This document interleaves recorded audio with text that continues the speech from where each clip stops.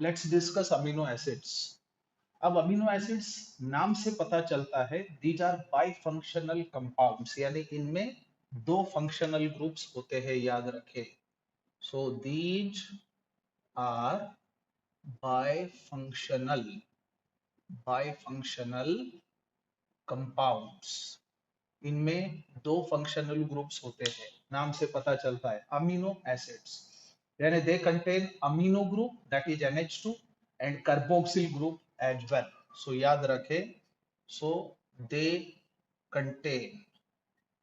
contain amino, that is NH2, as well as carboxyl group, that is COOH, in their molecule, इसलिए इनको हम लोग amino acid कहते हैं। अब amino acids are obtained upon hydrolysis of protein, ये याद रखें। So proteins on hydrolysis produce amino acids. अब यहाँ पे हम देख सकते हैं जैसे कि हाइड्रोलिसिस को कुछ इस प्रकार से डिपिक्ट कर सकते हैं। So this is the general representation of protein which happens to be the polypeptide। अब इसका अगर आप हाइड्रोलिसिस कराते हैं, सो हाइड्रोलिसिस कराने के बाद हमें बेसिकली अल्फा अमीनो एसिड मिलता है, वो भी बड़े तौर पे, जिसे कुछ इस तरह से हम लोग रिप्रेजेंट करा सकते हैं। This is alpha amino acid. अब on the basis of relative positions of NH2 and carboxyl group, these are further classified as alpha amino acids, beta amino acids, gamma amino acids, delta amino acids, etc। यानी amino group और carboxyl group की relative position क्या है, याद रखें। सो on the basis of relative position of amino, that is NH2 and COOH groups, these are classified as alpha amino acid, beta amino acid, gamma amino acid and delta amino acids respectively, याद रखना। सो इस प्रकार से हम लोग देख सकते हैं। तो अब रही बात प्रोटीन्स की, प्रोटीन्स अपॉन हाइड्रोलिसिस क्यों, अल्फा अमीनो एसिड्स, इसलिए अल्फा अमीनो एसिड को ज्यादा इंपॉर्टेंस है प्रोटीन के रिस्पेक्ट में। Now let's have a look on nomenclature. So let's discuss nomenclature of amino acids, so यहाँ पे हम लोग ज्यादा क्या बोलते हैं उसको, कंसर्न है about alpha amino acids.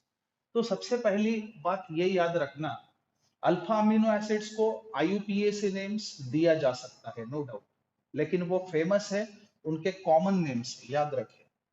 So amino acids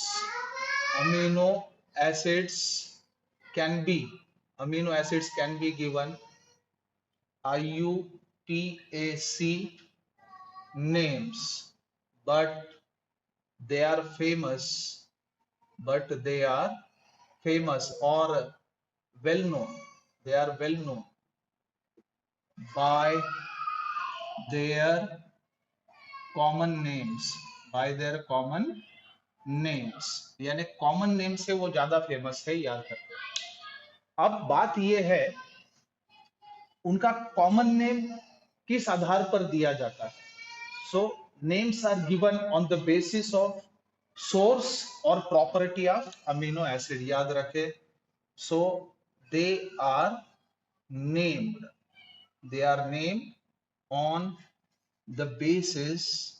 on the basis of source or property, यानी उनकी प्रॉपर्टी कैसे है या फिर उनका सोर्स क्या है, उस आधार पर उन्हें ज्यादातर हम लोग नाम देते हैं। अब इसमें हम लोग एग्जाम्पल के तौर पे बता सकते हैं, जैसे ग्लाइसिन जो सिंपलेस्ट अमीनो एसिड है, उसका नाम ग्लाइसिन इसलिए है क्योंकि उसका स्वीट टेस्ट है, याद रखे। So glycine has sweet taste, sweet taste, hence named so, इसलिए उसको ग्लाइसिन कहा गया है। और टायरोसिन जो है उसका सोर्स होता है चीज, इसलिए टायरोसिन नाम दिया गया है, याद रखे। सो tyrosine was obtained obtained from cheese, hence named so, hence named so, इसलिए इसका नाम टायरोसिन आया। अब रही बात रिप्रेजेंटेशन की, याद रखना alpha amino acids are represented by 3 letter symbol, याद रखे। So these are represented, these are represented by 3 letter symbol, 3 letter symbol से रिप्रेजेंट किया जाता है। और ये 3 लेटर्स कौन से हैं, उनके नाम के पहले 3 letters. For example glycine, glycine is represented as GLY। उसके बाद एलेनिन अगर है, alanine is represented as ALA। जैसे नाम के पहले 3 लेटर्स इस्तेमाल होते हैं। वैलिन है तो VAL, इस प्रकार से अल्फा अमीनो एसिड को रिप्रेजेंट किया जाता है। So it was all about introduction to amino acids and their nomenclature. Let's discuss classification of amino acids. अब अमीनो एसिड का क्लासिफिकेशन हुआ on the basis of relative number of amino and carboxyl groups. So याद रखे on the basis of relative number of amino and carboxyl groups, they are classified as। अब इसमें सबसे पहला class हम बता सकते हैं acidic amino acids. So very first type is acidic amino acids. अभी आपको नाम से यहाँ पे पता चल गया होगा, ये ऐसे अमीनो एसिड्स है जिसमें कार्बोक्सिल ग्रुप की संख्या अमीनो ग्रुप के मुकाबले ज्यादा होती है। सो हम लोग बोल सकते कि these contain more number of carboxyl groups than amino groups। याद रखना कार्बोक्सिल ग्रुप बोले तो एसिडिक ग्रुप है और अमीनो ग्रुप बेसिक ग्रुप है। तो कार्बोक्सिल ग्रुप का नंबर अगर अमीनो ग्रुप्स के मुकाबले ज्यादा होता है तो वैसे अमीनो एसिड्स को हम लोग क्या बोलेंगे, एसिडिक अमीनो एसिड्स। अब इसमें इनका एग्जाम्पल बताया जा सकता है अस्पार्टिक एसिड, उसके बाद glutamic acid etcetera. So these are the finest examples of this variety, यानी इनको हम एसिडिक अमीनो एसिड्स कह सकते हैं। अब इसके बाद second variety is neutral amino acids. अब न्यूट्रल अमीनो एसिड का क्या मतलब होता है, ये भी आपको नाम से पता चल गया होगा। ऐसे अमीनो एसिड्स जिसमें अमीनो ग्रुप और कार्बोक्सिल ग्रुप का नंबर बराबर है यानी सेम है, उन्हें हम न्यूट्रल अमीनो एसिड्स कहेंगे। सो these contain same number same number of amino and carboxyl groups. So ऐसे अमीनो एसिड्स को आप न्यूट्रल अमीनो एसिड्स कहेंगे। अब इसमें हम लोग एग्जांपल दे सकते हैं, जैसे कि ग्लाइसिन, हमारा ग्लाइसिन न्यूट्रल अमीनो एसिड में आता है। दूसरा एग्जांपल एलेनिन, ऐसे बहुत सारे एग्जांपल्स दिए जा सकते हैं। अब न्यूट्रल अमीनो एसिड के बाद तीसरा पड़ाव आता है बेसिक अमीनो एसिड्स। देखो नाम से हम जान सकते हैं कि बेसिक ग्रुप जो है वो अमीनो ग्रुप होता है। अब बेसिक अमीनो एसिड का मतलब क्या होगा? Definitely these are the amino acids which consist of more number of amino groups than carboxyl groups, ऐसा हम बोल सकते हैं। So these contain more number of amino groups than carboxyl groups, इसलिए इन्हें हमें बेसिक अमीनो एसिड कहना पड़ रहा है। अब एग्जाम्पल के तौर पे बता सकते हैं लाइसिन, उसके बाद arginine etcetera. So these are the basic amino acids. तो ये था classification of amino acids on the basis of relative number of amino and carboxyl groups. अब इसके बाद देखिए कुछ अमीनो एसिड्स हमारी बॉडी सिंथेसाइज कर सकती है। अब अगर हमारी बॉडी खुद अमीनो एसिड्स बना सकती है तो क्या हमें उन्हें बाहर से उनका इंटेक जरूरी होता है? बिल्कुल नहीं, यानी वो हमारे लिए नॉन एसेंशियल हुए। और कुछ अमीनो एसिड्स हमारी बॉडी नहीं सिंथेसाइज कर सकती है। Our body can not produce some amino acids, और उन अमीनो एसिड्स का जो भरपाई है हम डाइट से करते हैं, क्योंकि हमें तो उनकी जरूरत है।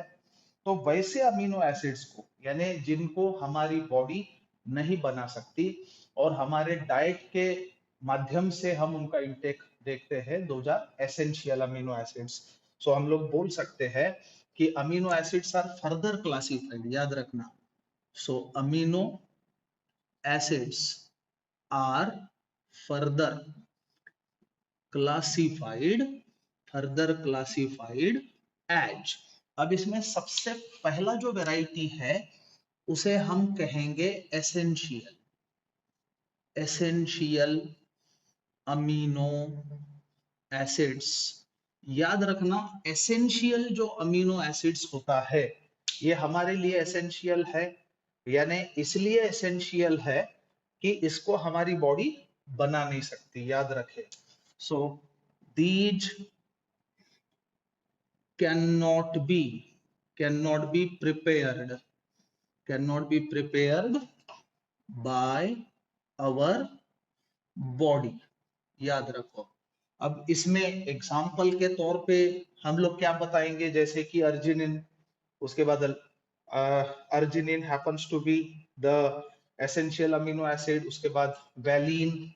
सो याद रखे वैलिन, देन अर्जिनिन एटसेट्रा। ऐसे लगभग 10 अमीनो एसिड की बात हो सकती है जो एसेंशियल अमीनो एसिड कैटेगरी में आते हैं। अब जो नॉन एसेंशियल अमीनो एसिड्स है, इन्हें क्यों नॉन एसेंशियल कहा गया है? याद रखें, नॉन एसेंशियल अमीनो एसिड्स। अब इनका नाम नॉन एसेंशियल अमीनो एसिड इसलिए पड़ा क्योंकि हमारी बॉडी इनको प्रोड्यूस कर सकती है। सो याद रखें, these are prepared by our body. हमारी बॉडी इनको प्रोड्यूस कर सकती है। अब इसमें एग्जाम्पल दिया जा सकता है, जैसे कि ग्लाइसिन हुआ, एलेनिन हुआ। So these etcetera, these can be produced by our body, so we don't need this through our diet. हमें डाइट के माध्यम से इन्हें लेने की कोई आवश्यकता नहीं है। अब इसके बाद अगला पड़ाव, let's discuss properties.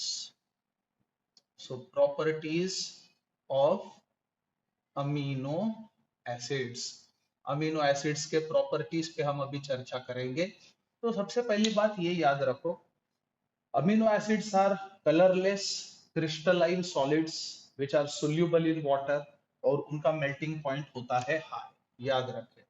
So these are colourless, सबसे पहली बात कलरलेस, उसके बाद crystalline, crystalline and soluble in water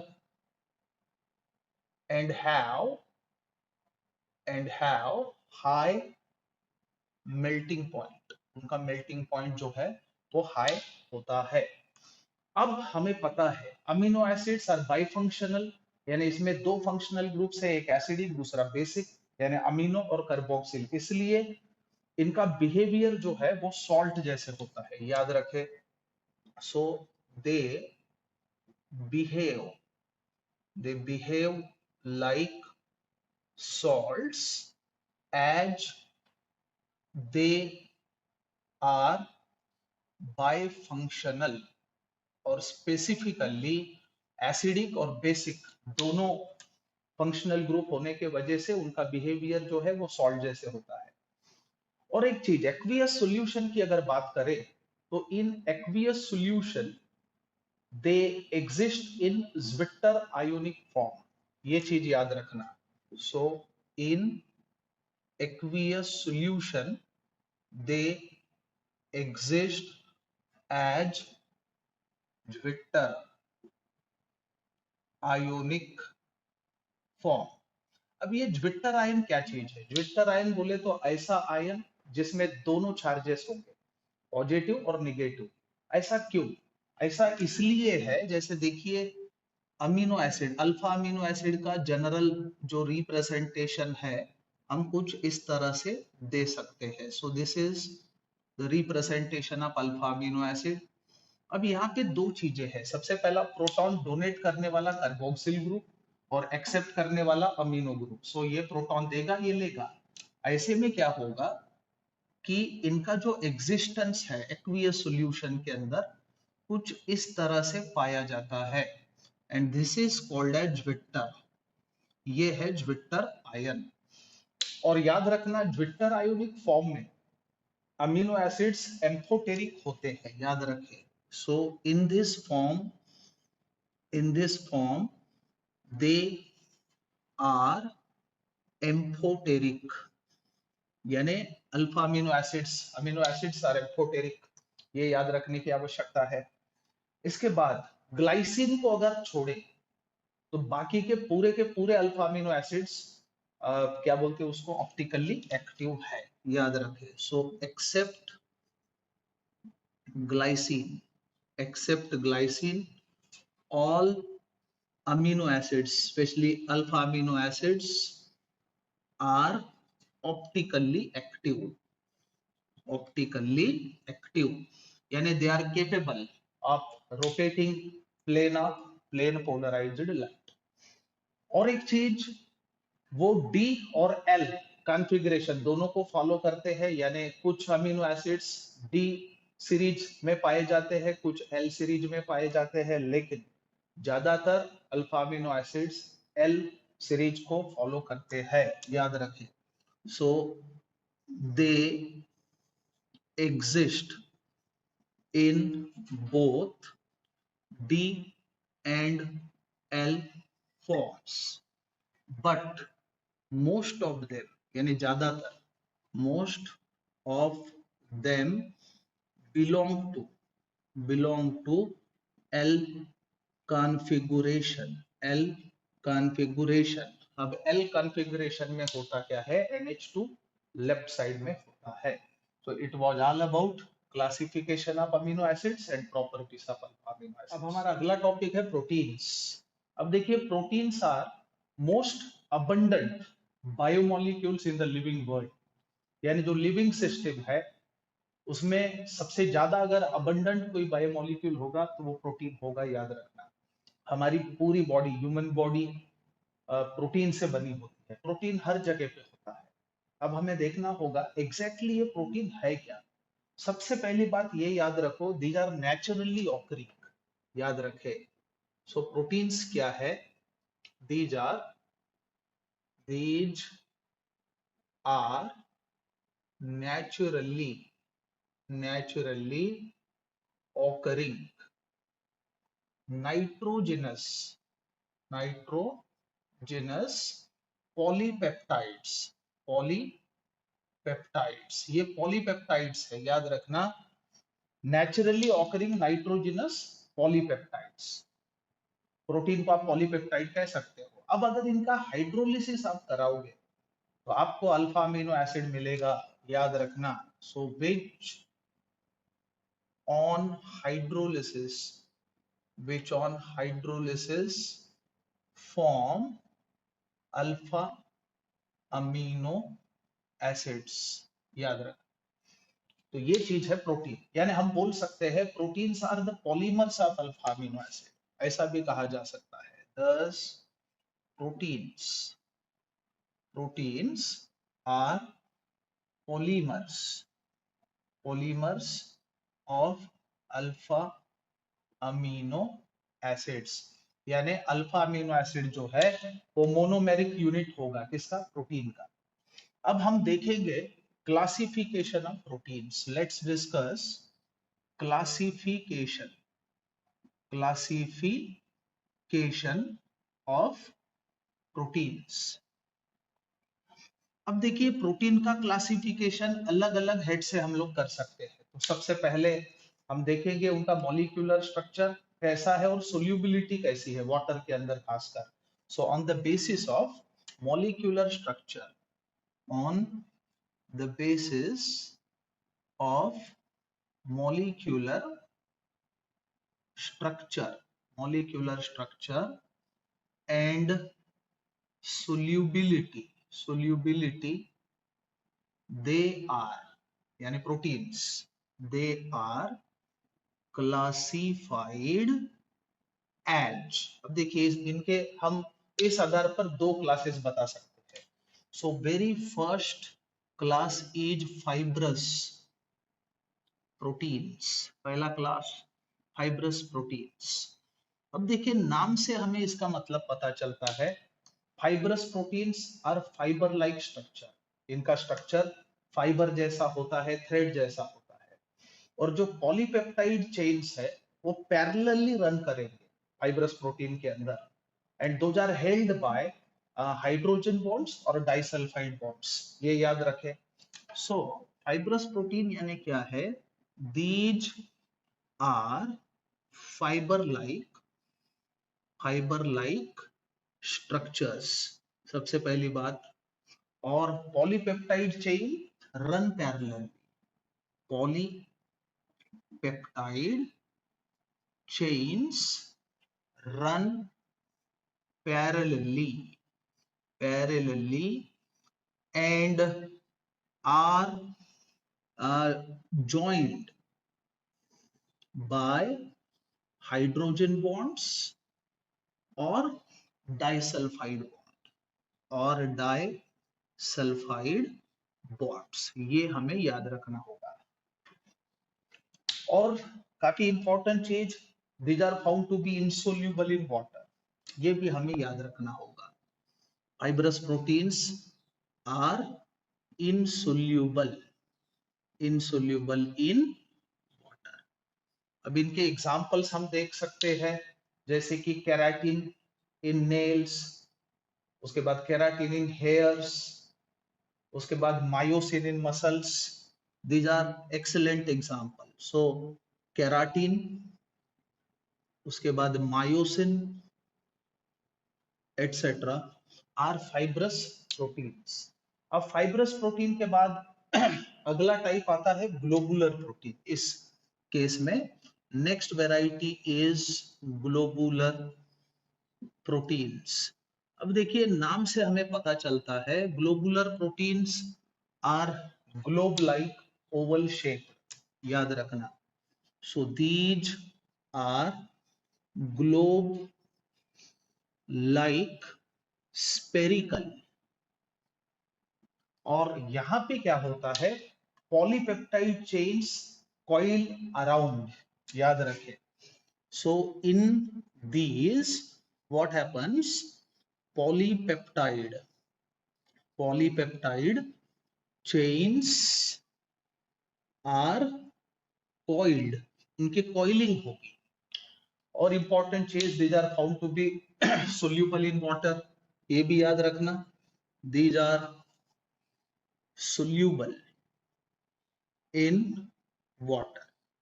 अब इसमें हम लोग एग्जाम्पल के तौर पे बता सकते हैं इंसुलिन।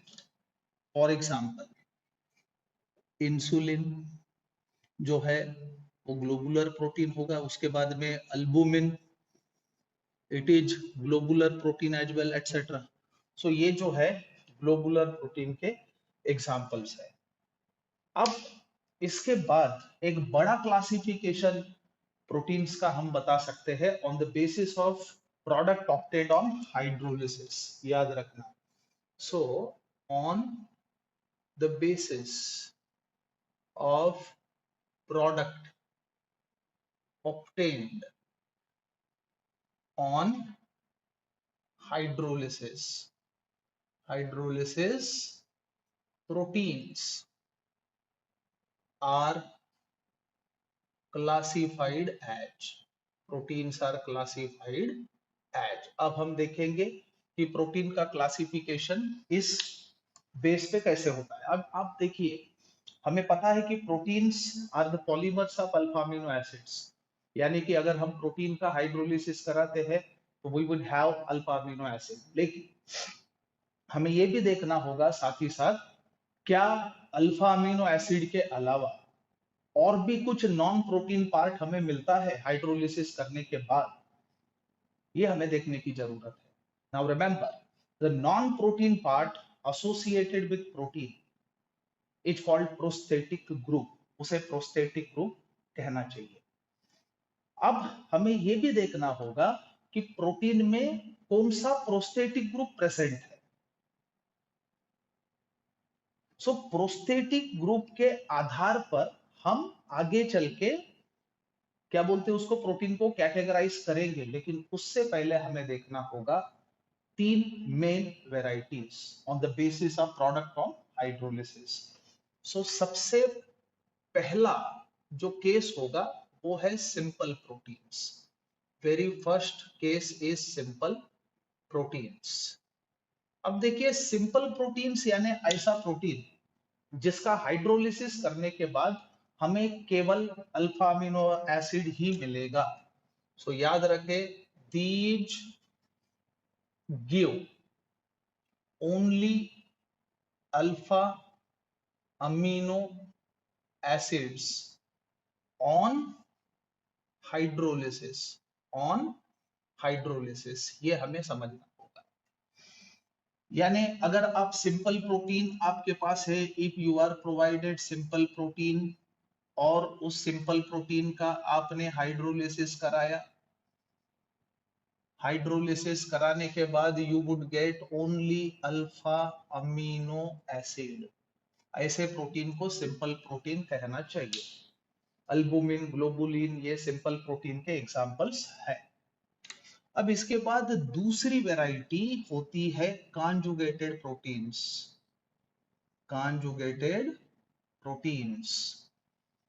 अब ये काफी इंपॉर्टेंट क्लास है प्रोटीन्स के हिसाब से। कॉन्जुगेटेड प्रोटीन्स यानी ऐसा प्रोटीन जिसका हाइड्रोलिसिस करने के बाद हमें अल्फा अमीनो एसिड तो मिलेगा ही मिलेगा, लेकिन उसके साथ नॉन प्रोटीन पार्ट भी मिलेगा, और उस नॉन प्रोटीन पार्ट को हम क्या बोलेंगे, prosthetic group.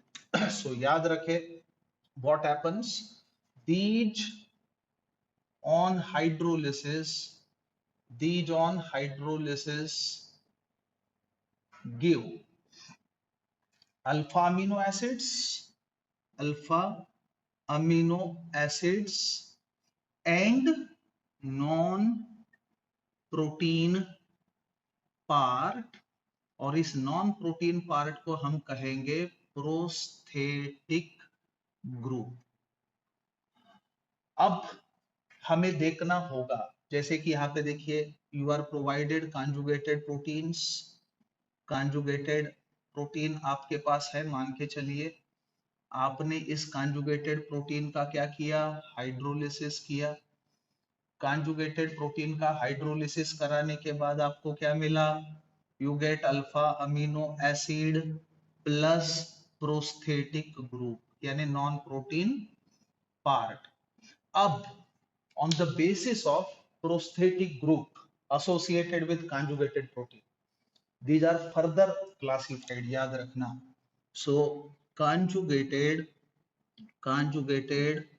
proteins are further classified as। अब इसमें सबसे पहला क्लास जो हम बताएंगे कॉन्जुगेटेड प्रोटीन का, वो होता है glycoprotein. So very first variety is glycoproteins. अब देखिए, याद रखना, ग्लाइकोप्रोटीन्स ऐसा कॉन्जुगेटेड प्रोटीन है जिसके अंदर प्रोस्थेटिक ग्रुप कार्बोहाइड्रेट होगा, याद रखना। So in these carbohydrates are present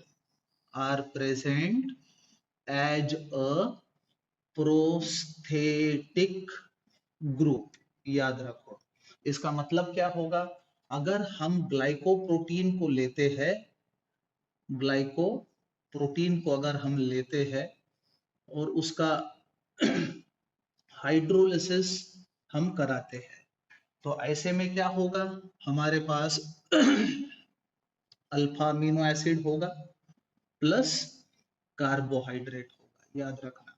यानी कार्बोहाइड्रेट भी मिलेगा क्योंकि वो एसोसिएशन में है। अब इसका एग्जांपल हम दे सकते हैं म्यूसिन।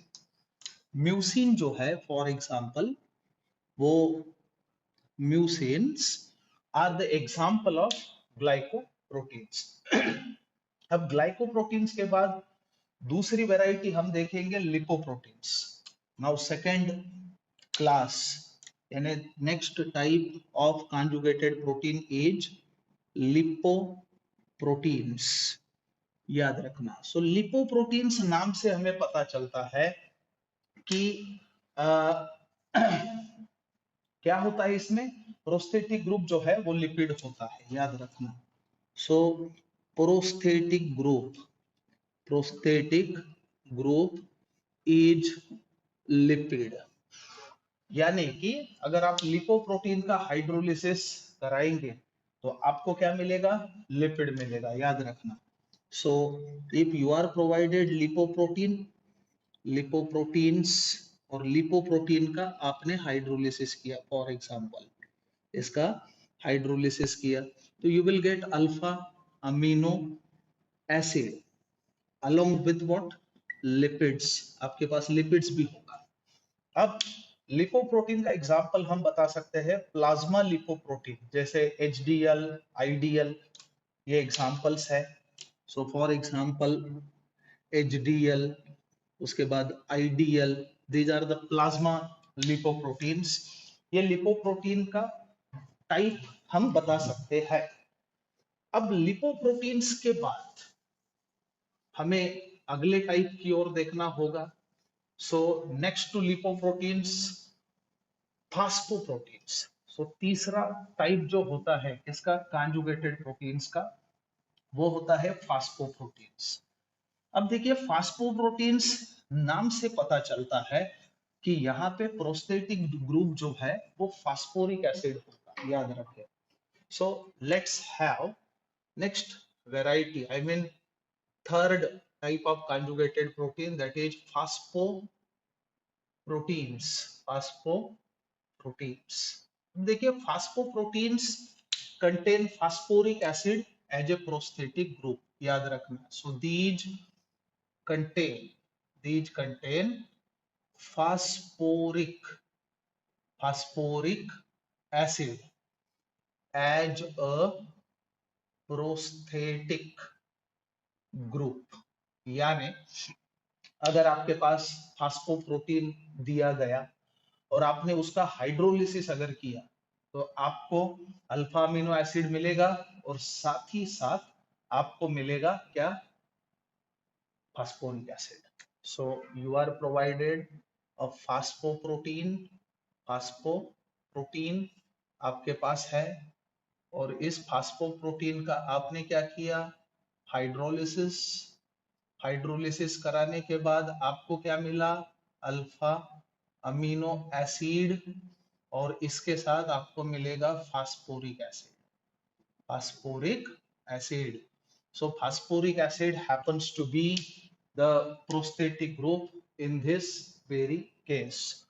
अब यहां पे एग्जाम्पल के तौर पे हम बता सकते casein. For example consider casein in milk. ये जो है ये फास्फोप्रोटीन का बेहतरीन टाइप होता है।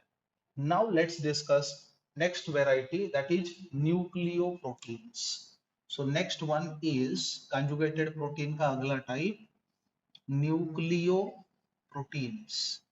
अब देखिए न्यूक्लियोप्रोटीन्स में जो प्रोस्थेटिक ग्रुप होता है वो न्यूक्लिक एसिड होता है। न्यूक्लिक एसिड में डीएनए आरएनए जो जेनेटिक मटेरियल ट्रांसफॉर्मेशन का काम करता है। सो याद रखना, so these contain nucleic acids as a prosthetic group। ये चीज आपको समझना होगा। यानी कि अगर आपके पास न्यूक्लियोप्रोटीन्स हो और उस न्यूक्लियोप्रोटीन्स का आपने हाइड्रोलिसिस किया, हाइड्रोलिसिस करने के बाद हमें क्या मिलेगा, अल्फा अमीनो एसिड। ये तो कंपल्सरीली मिलने वाला है, और इसके साथ आपको मिलेगा nucleic acid as a prosthetic group which happens to be the non protein part. अब इसके एग्जांपल्स में हम बता सकते हैं क्रोमोसोम्स, बेहतरीन एग्जांपल है ribosomes. So these are an examples of this variety. For example consider chromosomes, उसके बाद ribosomes etc. are the nucleoproteins. Now next to nucleoproteins क्या बोलते हैं उसको, chromoproteins. So next variety happens to be the chromoproteins. अब सबसे पहली बात ये याद रखना कि क्रोम बोले तो कलर, इसका सीधा मतलब ये होगा ये वो प्रोटीन्स है जिनको कलर होगा, यानी colourful proteins are the chromoproteins. अब इसमें कलरिंग मैटर प्रोस्थेटिक ग्रुप होगा, याद रखना। So these contain colouring matter as a prosthetic group. यानी कि अगर हमें क्रोमोप्रोटीन दिया जाता है, क्रोमोप्रोटीन्स, और उस क्रोमोप्रोटीन का अगर आप हाइड्रोलिसिस कराएंगे, if you bring hydrolysis of this, then you will have alpha amino acid along with coloring matter is also obtained as a prosthetic group। अब इस केस में एग्जाम्पल के तौर पे बताया जा सकता है, फॉर एग्जाम्पल हेमोग्लोबिन,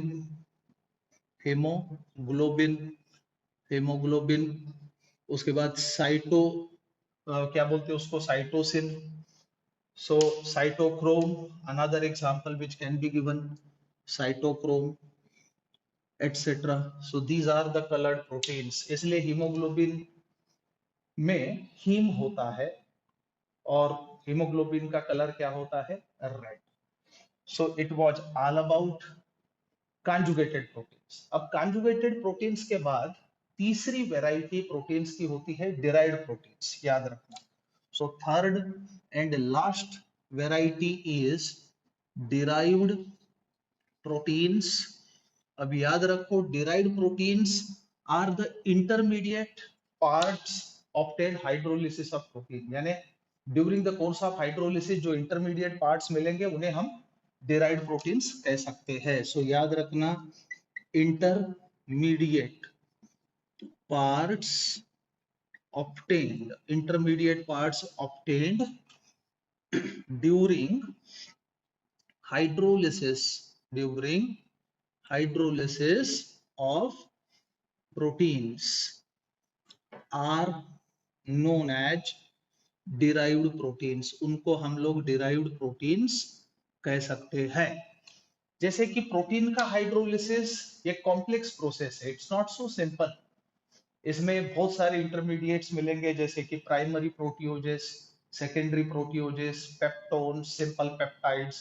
तो ये सब जो चीजें बीच में हमें मिल रहे हैं वही कॉन्जुगेट क्या बोलते हैं उसको, डिराइव्ड प्रोटीन्स होते हैं। सो एग्जांपल के तौर पे बता सकते हैं प्राइमरी प्रोटियोजेस, उसके बाद पेप्टोन्स एटसेट्रा। जो भी इंटरमीडिएट पार्ट ड्यूरिंग हाइड्रोलिसिस मिलेगा उसे हम डिराइव्ड प्रोटीन कहेंगे। So it was all about introduction related to protein and its classification. Let's discuss peptide bond and polypeptides. अब पेप्टाइड बॉन्ड या पेप्टाइड लिंकेज जो है वो लिंकेज प्रोटीन्स में प्रेजेंट होता है and it connects the smaller units in protein. So remember the CONH linkage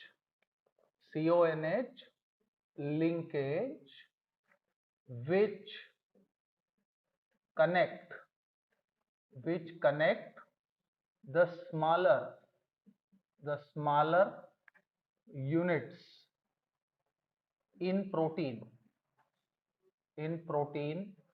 is known as peptide linkage या फिर इसको आप पेप्टाइड बॉन्ड भी कह सकते हो। अब इसमें होता क्या है कि मान के चलो, अब हमें पता है कि proteins are the polymers of alpha amino acids. अब एक अल्फा अमीनो एसिड का NH2 ग्रुप यानी अमीनो ग्रुप और दूसरे अल्फा अमीनो एसिड मॉलिक्यूल का कार्बोक्सिल ग्रुप, इन दोनों में अगर कंडेंसेशन हो, as a result we can have a peptide linkage. So याद रखें कि पेप्टाइड बॉन्ड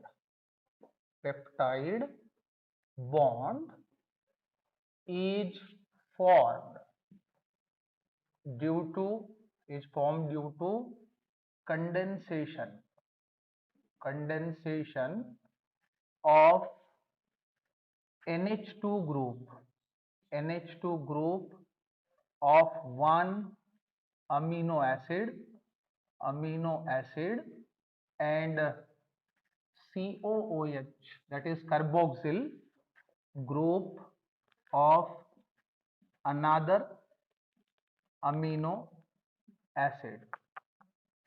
अब देखिए मान के चलो दो अल्फा अमीनो एसिड के बीच पेप्टाइड लिंकेज अगर प्रोड्यूस होता है तो उसे हम डाइपेप्टाइड कह सकते हैं, दैट इज कॉल्ड डाइपेप्टाइड।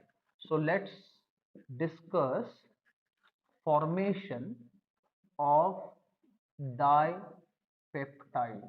अब हम देखेंगे कि डाइपेप्टाइड किस तरह से प्रोड्यूस होता है।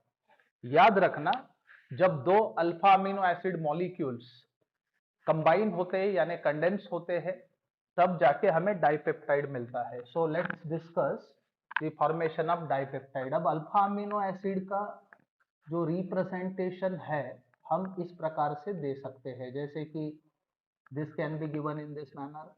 सो अल्फा कार्बन पे क्या होगा, अमीनो ग्रुप होगा NH2, that can be given in this manner, COOH। This is one alpha amino acid molecule. अब दूसरे को मैं ऐसे लिखता हूं, NH2 can be given in this manner, CHRCOOH।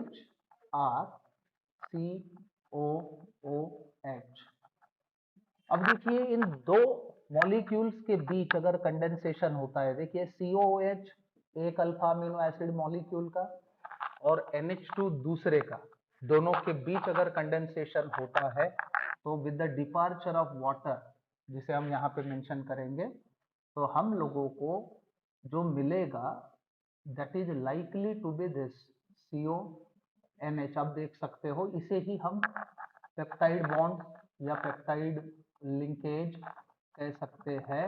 So this is peptide linkage और ये हमें जो मिला दैट इज कॉल्ड डाइपेप्टाइड। अब 2 अल्फा अमीनो एसिड मॉलिक्यूल के कंडेंसेशन से ये हमें मिला, इसलिए इसको हम बोलेंगे डाइपेप्टाइड। अब 2 के जगह पे अगर मान के चलो 3 अल्फा अमीनो एसिड मॉलिक्यूल्स का इन्वॉल्वमेंट अगर होता तो उसे हम ट्राइपेप्टाइड कहे रहते।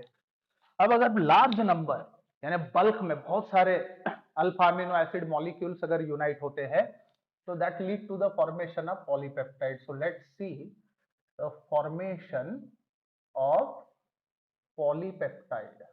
पॉलीपेप्टाइड, अब देखो पॉलीपेप्टाइड बोले तो प्रोटीन, इसमें कोई दो राय नहीं। सो जब बहुत सारे alpha amino acid molecules condense होंगे lead to the formation of polypeptide. So polypeptide हम बोल सकते हैं कि polypeptide is formed due to condensation of large number of alpha amino acid molecules।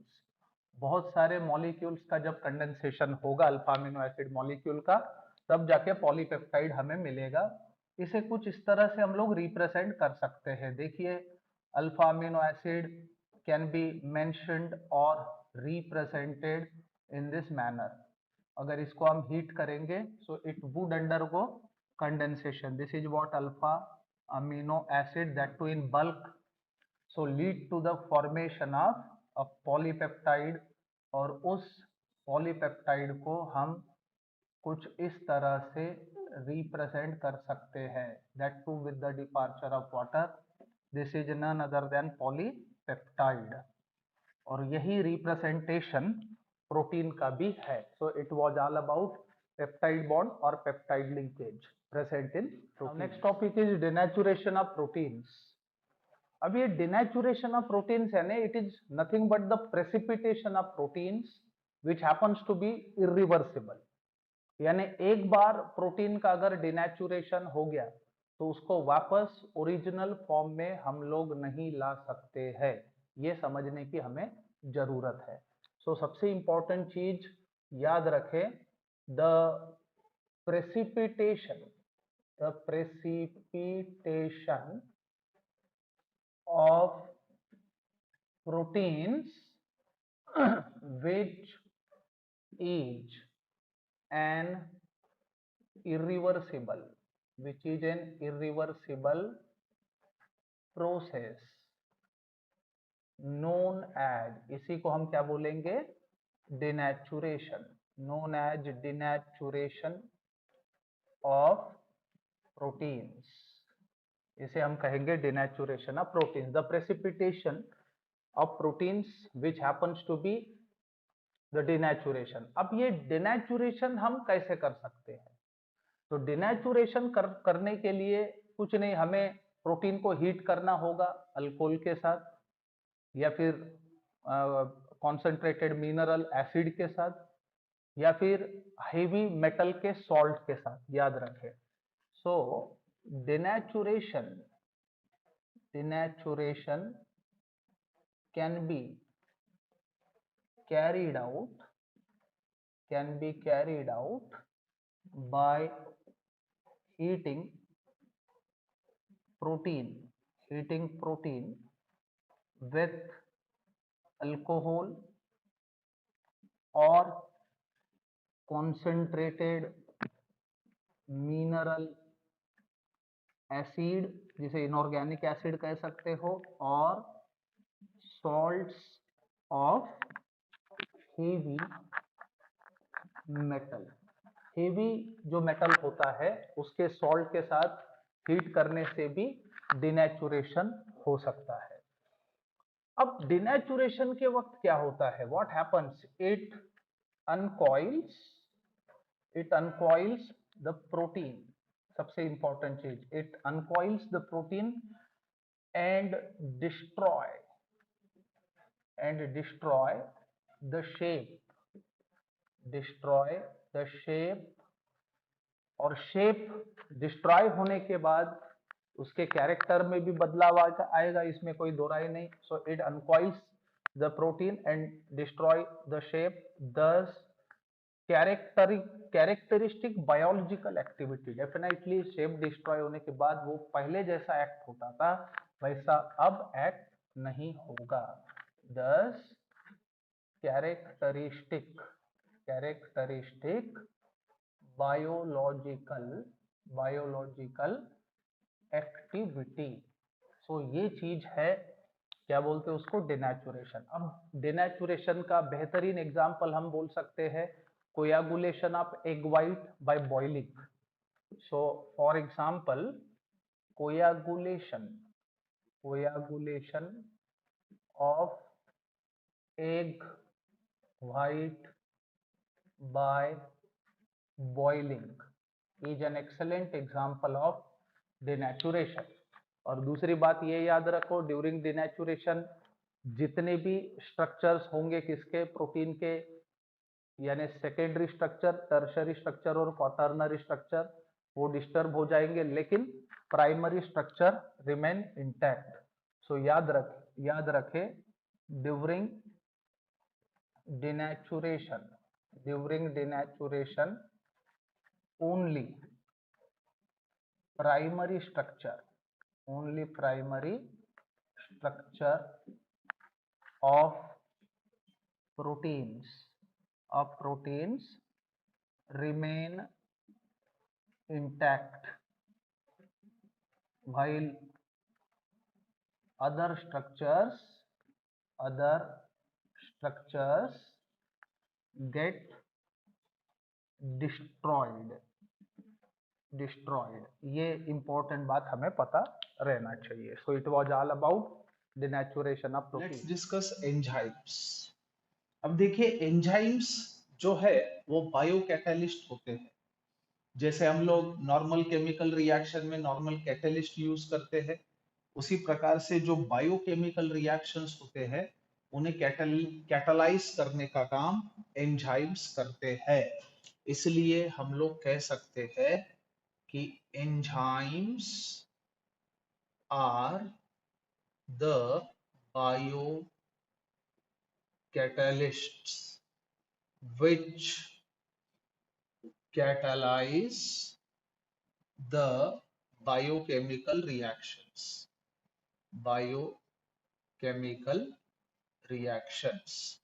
अब बायोकेमिकल रिएक्शन को कैटालाइज करने का काम एंजाइम का होता है। अब almost all enzymes are globular proteins, ये याद रखने की कोशिश करो। So almost all enzymes are globular proteins. अब तीसरी बात ये भी हमें समझना होगा, जितने भी एंजाइम्स है, all enzymes are proteins but all proteins are not enzymes, याद रखें।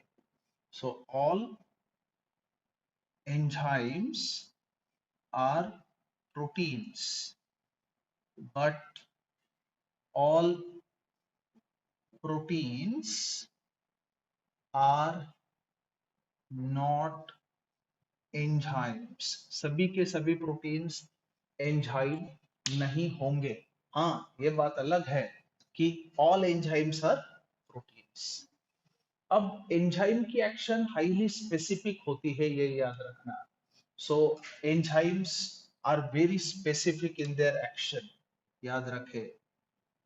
Enzymes are very specific for reaction और सबस्ट्रेट। इसका सीधा मतलब ये होता है कि एक एंजाइम एक ही बायोकेमिकल रिएक्शन को कैटालाइज करेगा, लेकिन अगर एक ही एंजाइम से आप बहुत सारे बायोकेमिकल रिएक्शन के कैटालिसिस के बारे में सोचते हो तो ये पॉसिबल नहीं है।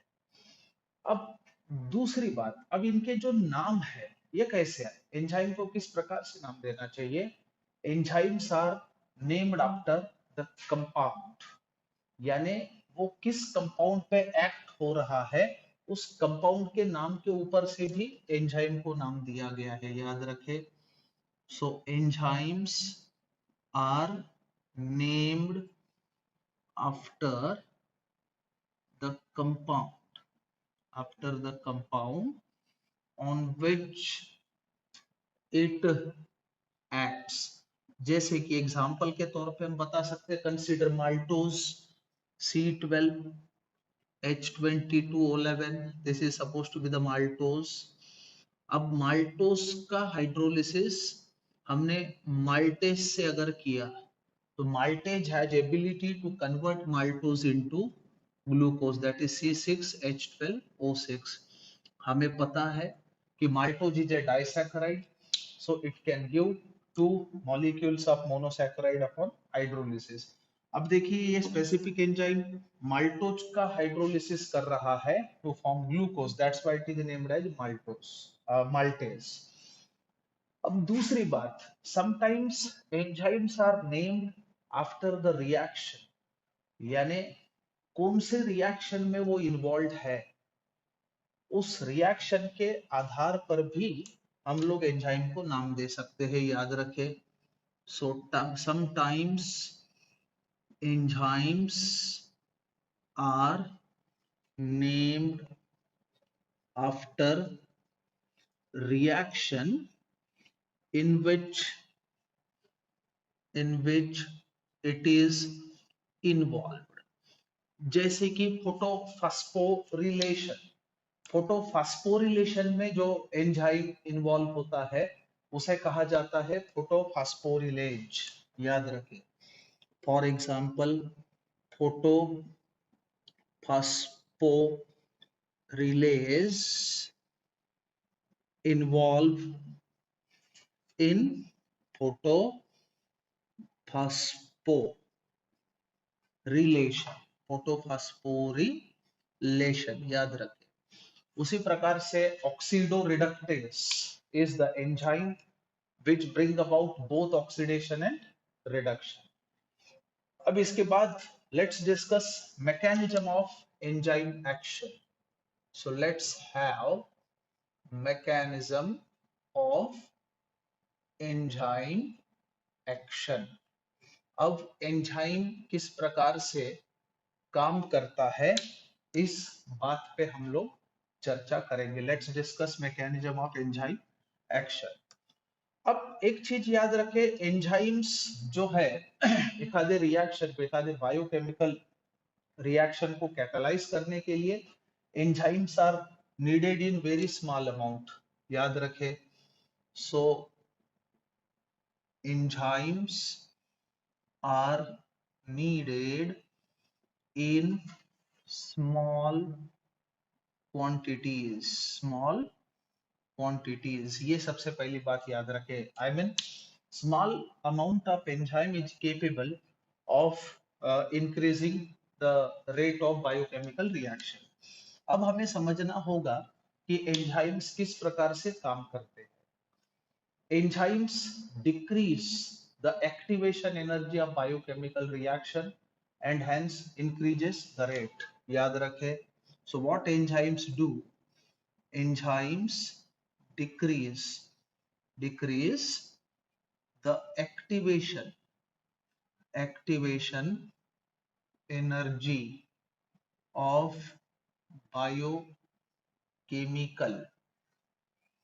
reaction and increases the rate of reaction। यानी एक्टिवेशन एनर्जी अगर कम होगी तो डेफिनेटली रेट जो है वो बढ़ेगा। अब इसमें हम लोग एग्जांपल के तौर पे बता सकते हैं। फॉर एग्जांपल, अगर आप सुक्रोज का हाइड्रोलिसिस देख रहे हो यूजिंग व्हाट, सुक्रेस, उसके लिए एक्टिवेशन एनर्जी डिमांडेड है 6.22 किलो जूल, याद रखें।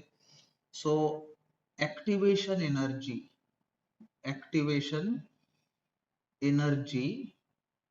During hydrolysis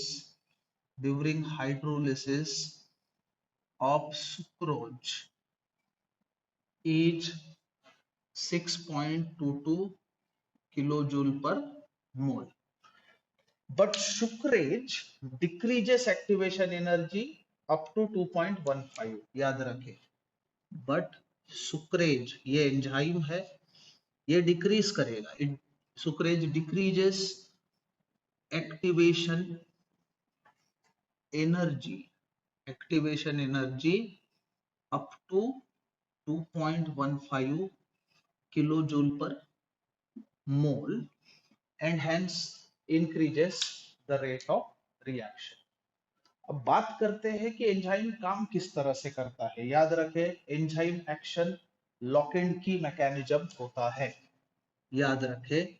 so enzyme catalysis, enzyme catalysis is lock and key type of mechanism। अब इसमें आप देख सकते हो इसमें क्या होता है कि सबसे पहले सबस्ट्रेट से एंजाइम बाइंड करेगा, एंजाइम आइडेंटिफाई करेगा। याद रखना एंजाइम किसी भी सबस्ट्रेट को जाके क्या बोलते हैं उसको इंटरमीडिएट प्रोडक्ट नहीं बनाएगा, एक स्पेसिफिक हमने बताया एंजाइम एक्शन स्पेसिफिक होता है। So enzyme attacks the specific substrate to form an intermediate, intermediate later on get converted into product and thus released, यानी प्रोडक्ट रिलीज होगा और हम लोग एंजाइम को रिकवर भी कर सकते हैं। इस प्रकार से lock and key mechanism enzyme action का बताया जा सकता है। So it was all about introduction to enzyme and mechanism of enzyme. Let's discuss structure of proteins. अब प्रोटीन का जो स्ट्रक्चर है हम अलग अलग लेवल में डिस्कस कर सकते हैं, जैसे कि प्राइमरी, सेकेंडरी, टर्शरी और क्वाटरनरी। और जैसे जैसे हम प्राइमरी से लेके सेकेंडरी, सेकेंडरी से लेके टर्शरी, टर्शरी के बाद क्वाटरनरी स्ट्रक्चर के और जाते हैं तो हमें महसूस होता है कि structure become more complex than the previous one. So याद रखें protein structure, protein structure can be studied under different heads, under different heads and levels, which is as follows। अब हम वन बाय वन इसकी बात करेंगे। तो सबसे पहला जो स्ट्रक्चर हम डिस्कस करेंगे that happens to be the primary structure. Let's discuss primary structure of proteins. अब प्रोटीन का जो प्राइमरी स्ट्रक्चर है ये एक्चुअली बैकबोन स्ट्रक्चर कहलाएगा। प्राइमरी स्ट्रक्चर में हम लोग पेप्टाइड लिंकेज की बात करेंगे। So it indicates the what minor units and amino acids which are connected by means of peptide linkage। so यहाँ पे हम लोग बोल सकते हैं कि peptide linkage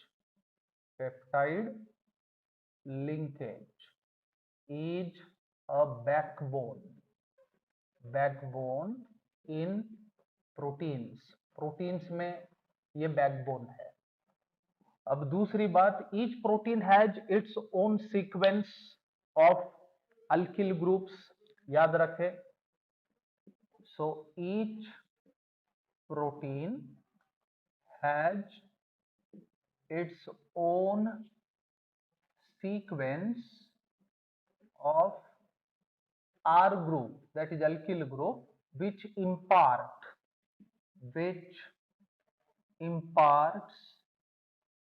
specific प्रॉपर्टी, यानी उसके वजह से स्पेसिफिक प्रॉपर्टी होती है। अब उसमें अगर कोई बदलाव आता है तो definitely that will lead to the change of the protein. अब हमें समझना होगा कि primary structure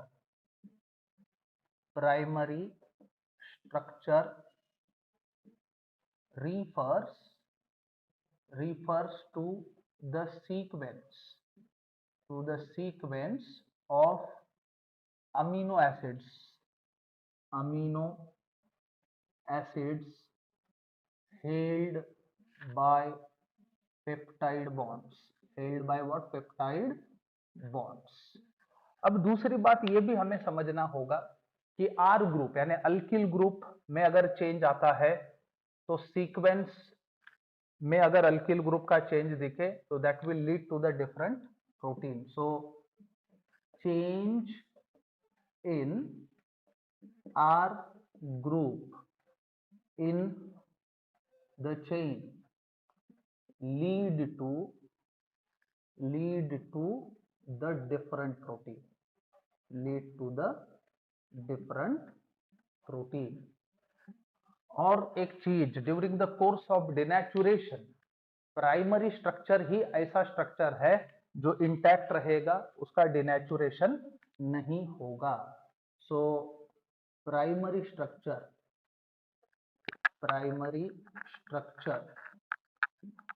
of proteins cannot be denatured, ये चीज हमें याद रखना होगा. So it was all about the what primary structure of the protein. Let's discuss secondary structure of proteins. अब प्राइमरी स्ट्रक्चर के मुकाबले सेकेंडरी स्ट्रक्चर जो होता है वो ज्यादा कॉम्प्लिकेटेड होता है. अब याद रखिए पॉलीपेप्टाइड चेन्स जो है those are the result of hydrogen bonds between CO and NH groups of the peptide bond. अब ये चीज एक्सप्लेन करने का काम यानी इस चीज का एविडेंस जो है वो सेकेंडरी स्ट्रक्चर होता है, याद रखे. So what we are going to discuss right here, the polypeptide chains are result of hydrogen bonds between CO and NH groups of peptide bond is evident from the secondary structure of proteins. अब इस चीज से secondary structure जो है यानी वो इस चीज का, इस बात का एविडेंस है जो हमें इससे पता चलता है. अब याद रखें सेकेंडरी जो स्ट्रक्चर्स है वो हम दो फॉर्म में एक्सप्लेन कर सकते हैं, याद रखें. So secondary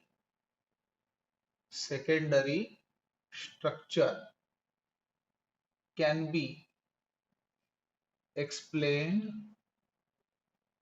in two forms as. अब इसमें सबसे पहला जो फॉर्म होता है that happens to be alpha helix structure. अब देखिए ये अल्फा हेलिक्स स्ट्रक्चर क्या चीज है. इस स्ट्रक्चर में पॉलीपेप्टाइड चेन जो है वो राइट हैंडेड कॉइलिंग फॉर्म करता है यानी राइट हैंडेड हेलिक्स बनाएगा. इसमें इंट्रामोलिक्यूलर हाइड्रोजन बॉन्डिंग प्रेजेंट होती है यानी एक ही पॉलीपेप्टाइड चेन के जो पोलर ग्रुप्स है उनके बीच हाइड्रोजन बॉन्डिंग देखने को मिलेगी. सो what happens in alpha helix, in this structure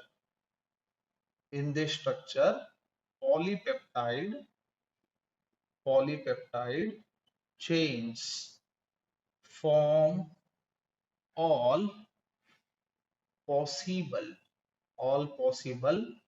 hydrogen bonds by twisting, ये important चीज है, by twisting into right handed helix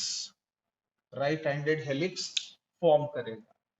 अब इसमें एक्चुअली होगा क्या, NH ग्रुप एक अमीनो एसिड का और दूसरे का CO, इनके बीच हाइड्रोजन बॉन्डिंग होगी, वो भी एक ही पॉलीपेप्टाइड चेन के अंदर. सो what happens in this NH group of each amino acid unit is hydrogen bonded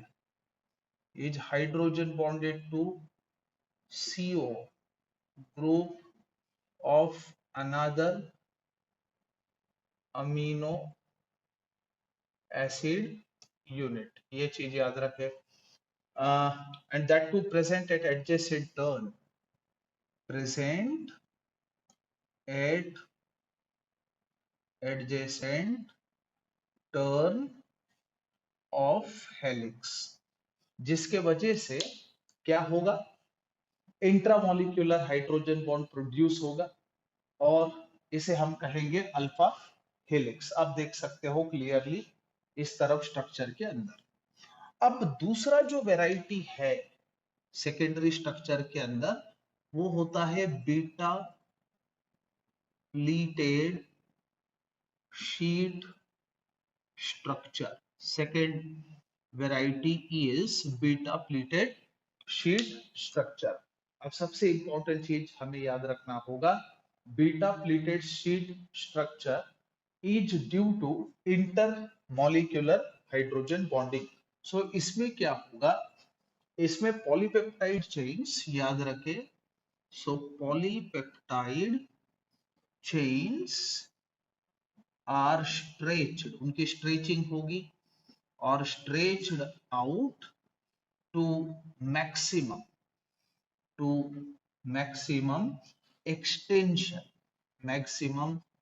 extension, and then laid side by side, which are held by intermolecular hydrogen bonds,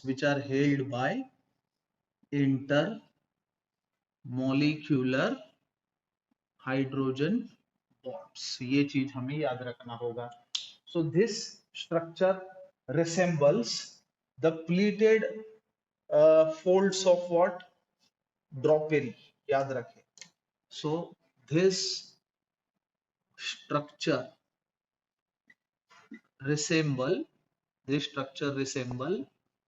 pleated sheets of drapery. Thus it is named so. इसलिए इसको beta pleated sheet structure कहा गया है. सो इस प्रकार से secondary structure को हम एक्सप्लेन कर सकते हैं. हमें क्या महसूस हुआ, सेकेंडरी स्ट्रक्चर दो हिसाब से एक्सप्लेन हो सकता है. एक होता है अल्फा हेलिक्स और दूसरा होता है beta pleated sheet structure. So it was all about the secondary structure of protein. Let's discuss tertiary structure of proteins. अब टर्शियरी स्ट्रक्चर जो है वो सेकेंडरी स्ट्रक्चर से भी कॉम्प्लिकेटेड स्ट्रक्चर होता है. याद रखें. अब इसमें क्या होगा, याद रखें. सो जब फिर से फोल्डिंग होगा सेकेंडरी स्ट्रक्चर का, फर्दर जो एडवांस्ड स्टेज होगा, further folding of secondary structure give rise to this structure. So what happens, so further folding of secondary structure is known as tertiary structure. यानी सेकेंडरी स्ट्रक्चर की जो folding होगी फिर से, उसे टर्शियरी स्ट्रक्चर कहा जाएगा. अब यहाँ पे एक चीज याद रखें, इस स्ट्रक्चर के वजह से क्या होता है, it gives to major molecular shapes such as, जैसे हमने देखा प्रोटीन के types, fibrous proteins and globular proteins. So वो उसी की बात चल रही है. Such as fibrous and globular. So ये जो शेप्स है ये टर्शरी स्ट्रक्चर के वजह से प्रोटीन को आता है। अब इसमें हमें देखना होगा कि कौन से फोर्सेस है जो इन स्ट्रक्चर को स्टेबलाइज करते हैं, याद रखना। So the forces which stabilize secondary and tertiary structure, secondary and tertiary structure are, अब इसमें हाइड्रोजन बॉन्ड्स है, उसके बाद डाइसल्फाइड बॉन्ड्स, उसके बाद van der Waals forces, van der Waals forces, and then electrostatic attractions.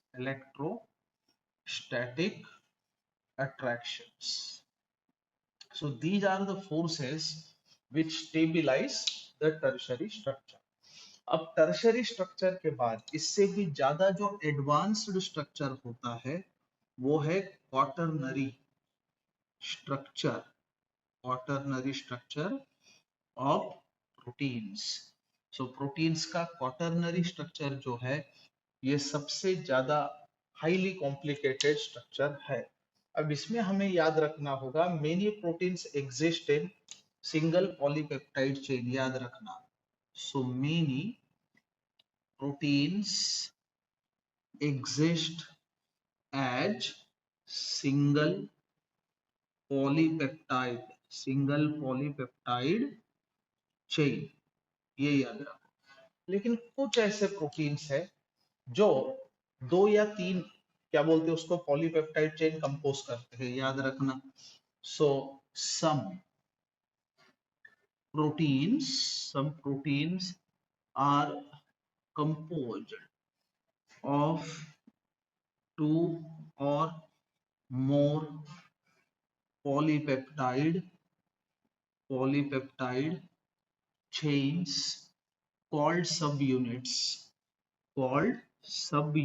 इनको हम लोग बोलेंगे subunits। so the spatial arrangement of these subunits, याद रखना। so the spatial arrangement of these subunits with respect to each other, with respect to each other is known as quaternary structure of proteins. So it was all about tertiary and quaternary structure of proteins. So यहाँ पे हमने primary, secondary, tertiary और quaternary सभी किस्म के structures protein के explain किए हैं। So it was all about the structure of protein. Discuss analytical test for proteins. Protein sample detect करने के लिए कुछ एनालिटिकल टेस्ट है, केमिकल टेस्ट है, उन्हें हम यहाँ पे डिस्कस करने जा रहे हैं। So very first and popular analytical test for protein is biuret test. अब ये बाययूरेट टेस्ट जो है ये पेप्टाइड लिंकेज की टेस्ट है, यानी खाली प्रोटीन ही नहीं, ऐसा कोई भी कंपाउंड जिसके अंदर एक्टिव पेप्टाइड बॉन्ड हो तो वो बाययूरेट टेस्ट पॉजिटिव देगा, याद रखें। So this is a test, for peptide linkage, यानी पेप्टाइड लिंकेज डिटेक्शन के लिए यह टेस्ट होती है। अब इसमें क्या करना होता है, प्रोटीन सैंपल को 10% NaOH सॉल्यूशन के साथ सबसे पहले वार्म करो। So what we need to do, protein sample is warmed with 10% NaOH solution। ऐसा करने के बाद क्या करने का, a very dilute solution and a few drops of very dilute CuSO4 solution is added, and then few drops of very dilute CuSO4 solution is added. अब ऐसा करने के बाद क्या होगा, reddish violet colour get developed, reddish violet colour जो है वो डेवलप होगा, और अगर रेडिश वायलेट कलर डेवलप होता है तो ये इस बात को कंफर्म करता है कि सैंपल में पेप्टाइड लिंकेज है, याद रखें। So reddish violet colour develops which confirms the presence of peptide linkage in a sample. So it was all about biuret test. अब बाइयूरेट टेस्ट के बाद दूसरी कंफर्मेटिव टेस्ट आती है ninhydrin test. So second analytical test for protein is ninhydrin test. अब ninhydrin जो test है ये अमीनो एसिड डिटेक्शन की टेस्ट होती है. सो ninhydrin is a compound. A solution is first of all prepared by dissolving ninhydrin in alcohol.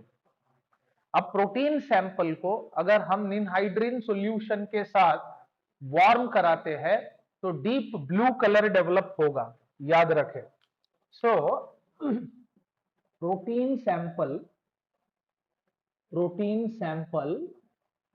Is warm with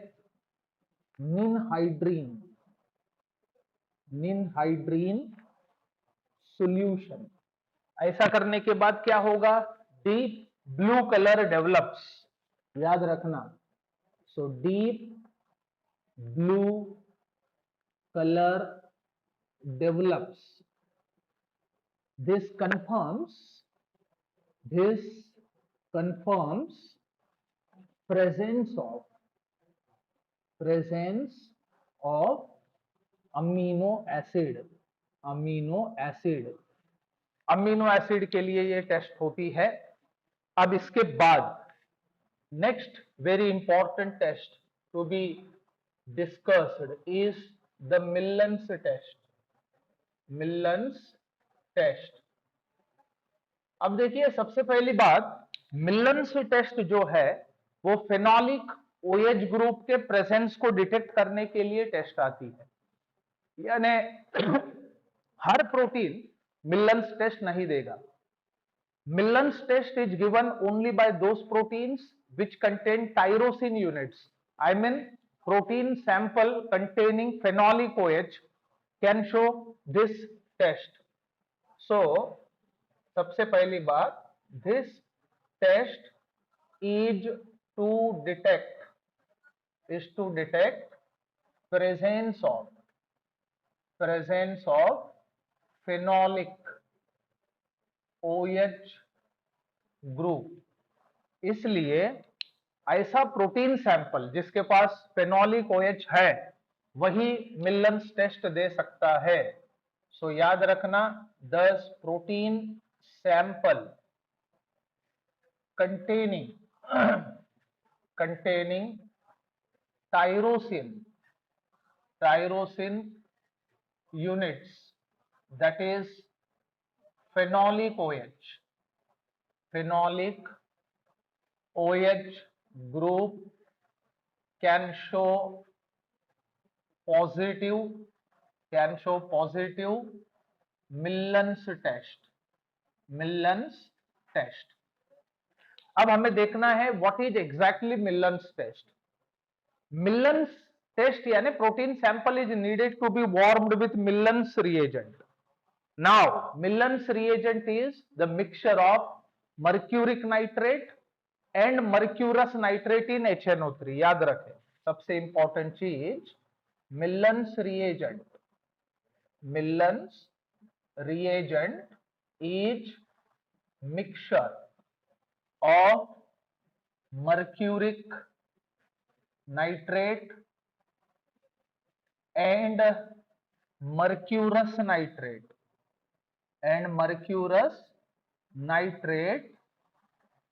in HNO3, इसे हम लोग मिल्लन्स रिएजेंट कह सकते हैं।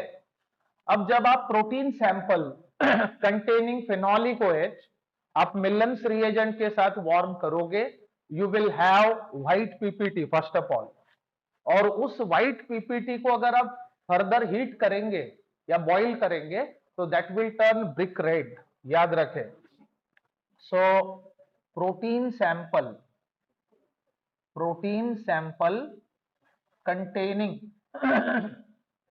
containing phenolic OH group when warmed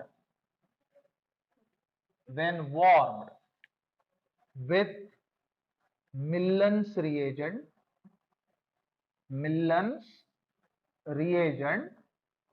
a white PPT is obtained which on heating turns brick red। अगर ऐसा होता है कलर चेंज, तो that confirms the presence of phenolic OH in a sample. अब इसके बाद और एक काफी इंपॉर्टेंट, क्या बोलते हैं उसको, एनालिटिकल टेस्ट प्रोटीन के लिए आती है, that is called as xanthoproteic test. So next analytical test happens to be the xanthoproteic test. अब याद रखना, ज़ांथोप्रोटिक टेस्ट जो है, it is the test for presence of at least 1 mole of aromatic ring, यानी ऐसा प्रोटीन जिसके अंदर at least 1 mole aromatic ring है, that can show positive xanthoproteic test. ये सबसे पहले हमें समझना होगा। So this test is given by proteins containing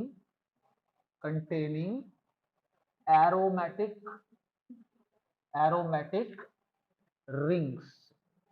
अब इसमें क्या करना होगा, protein sample is warmed with concentrated nitric acid. जब हम ऐसा करेंगे, we would have yellow ppt. So deposition of yellow precipitate confirms the presence of aromatic ring in a sample, याद रखें। so this is xanthoprotic test। so what we need to do, protein sample is warmed with concentrated nitric acid, that is HNO3, to get yellow precipitate, yellow PPT, that is precipitate। so this confirms the presence of aromatic ring, at least 1 mole of aromatic ring in a protein sample। जैसा हमारी skin है, human skin show positive xanthoproteic test. मान के चलिए आप laboratory में काम कर रहे हो, आप नाइट्रिक एसिड को डील कर रहे हैं, आपके हाथ को थोड़ा नाइट्रिक एसिड लग गया तो वो पीला हो जाएगा, it turns yellow. It means that our skin show positive xanthoprotic test। so it was all about analytical test for proteins।